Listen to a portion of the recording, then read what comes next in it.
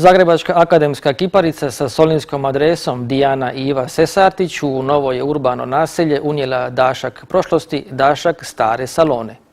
U novootvorenom solinskom urbanom naselju dodiruje se drevno i moderno. Spajaju se 4 osnovna elementa: zemlja, voda, vatra i zrak, koji se izdižu između novih zgrada. Sve je to dijelo akademske kiparice Dijane i Ive Sesartić. Upravo o tome kako trebaju izgledati buduća urbana naselja, kako trebaju izgledati ti prostori vanjski u kojima isto tako susrećemo svoje ljude, sugrađane, suradnike, dakle osmisliti, uljepšati taj okoliš i dati mu jednu novu dimenziju. O tome i progovaraju svi arhitekti današnjice i zapravo govori se o jednom fenomenu da današnji tehnološki razvitak čovjeka nikad nije bio na jednom toliko visokom stupnju, a da nam je fizički okoliš bio tako ružan. Mislim, tamo je rečenica, kada sam je pročitala iz te bijele knjige arhitekata, zapanjila i znam da sam o njoj promišljala kroz ovaj Solin jako dugo, ali evo, jednostavno se desila prilika da sam toliko znanja u sebi odjednom rekla ja moram nešto smisliti, a gdje će to ugledati svjetlo dana nisam znala. U tom trenutku se upravo radio projekt ovog jednog novog malog stambenog urbanog naselja i ja sam došla i ponudila svoj projekt firmi DIB građenje,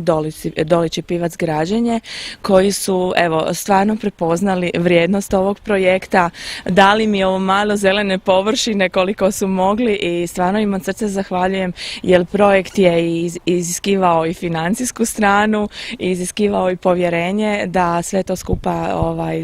jednim mojim projektom sjedne u ovaj prostor i zaživi i ja sam, ne mogu reći da sam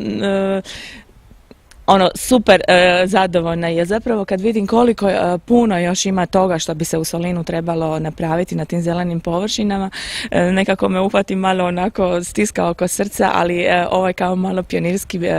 potez, jedan projekt, početak me strašno veseli i drago mi je da su ti monoliti ugledali svjetlo dana. Radila sam ih skoro 4,5 mjeseca, klesala sam ih ručno u klesarskoj radionici Jakšić u Klisu,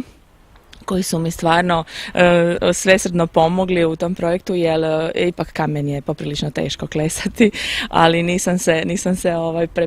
preplašila jer sam imala dobro znanje koje nam je to još za vrijeme studija naša profesorica Marija Ujević dala, odveši nas jedno ljeto u Pučišta, koje je dakle našu jedinu pravu klesarsku školu gdje smo doista naučili sve o ručnom klesanju kamena i tamo sam zapravo napravila svoj prvi kameni rad. Evo, imam još sad puno ideja i željela bi još puno projekta u kamenu napraviti i na tu temu razraditi još dosta toga. Kolika je važnost ova 4 monolita ukazao nam je i sveučilišni profesor, poznati cijenjen umjetnik, gospodin Tonči Šitin. Za mene ono što je bilo neočekivano da su se urbanisti, da su se investitori odlučili da između ovih zgrada na ovom tako neobičnom uzdignutom prostoru evo krenu i sa ovakvim monolitima koji idu sa tim kozmogonijskim elementima, zemljom, zrakom, vatrom i sa vodom. Dakle, takva 4 monolita nalaze se okolo, one su nešto u onoj veličini, da tako kažem, ali imaju i svoju neko drugo značenje koje nije isključivo samo dekorativno i nema zadatak samo da ukrašavaju ove zgrade ili nekako popunjavaju te slobodne prostore, nego mi se čini da je u ideji same kiparice Dijane i Ive Sesartić, koja se već ogledala na javnim prostorima i sa nekim drugim skulpturama, ovaj put izašla s monolitima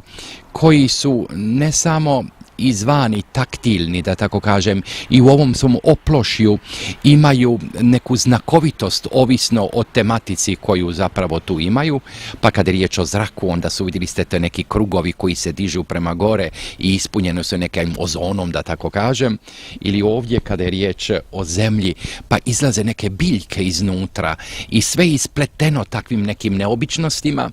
kao da podsjećaju, moguće negdje u daljini, podsjećaju i, pazite, ručno izrađeno, što je u teškom kamenu, posebno ona se iskazala kao vrsna kiparica, ima nešto i mehaničke radnje, ali uglavnom sama je trebala osmisliti sve skupa, ponesena nekom idejom nekih starih izumrlih civilizacija koje kada su iz daljine, kad smo to promatrali, ostavljali neke velike krugove i tako dalje. Međutim, imam osjećaj da pored ovoga, pored te naglašene ove optičke i taktilne vrijednosti, ove perceptivne moći koja je tako velika kod naše mlađe kiparice, zanimljivo je da su ovi monoliti stavljeni u blizini salone, gdje su posuti toliko tih ima grobova, gdje kao da razgovaraju sa nekim starim objektima, tako da sve skupa dobiva na neki način neku mistiku, znakovitost koja je moguće na prvu i nismo tako baš svjesni. Ja sam čula u razgovoru da ste vi noćas radili do 4 sata. I ja vas moram pitati što kod vas ima novo. Što ste radili? Čujte, dosta se ovako pregledava preko interneta, on ostaje za kasno u noć, pa gledam što se događa recimo sa glazbom u svijetu, što se iznosi po kazalištima i pređem što je novoga po muzejima u svijetu. Dakle, i drago mi je da je evo ovdje se korespondira, istina je ovo što je prije kiparica govorila, da u svijetu se mnogo više drugačije tretira i javni spomenička građa i odnos prema baštini i tako dalje. Mi se susrećemo s nizom drugih problema. Jako nas je udarilo ovo sve skupa na gospodarskoj osnovici, međutim to ne znači da sa malim idejama, sa nekim malim radostima i spremnošću investitora treba se otvoriti prema ovakvim stvarima.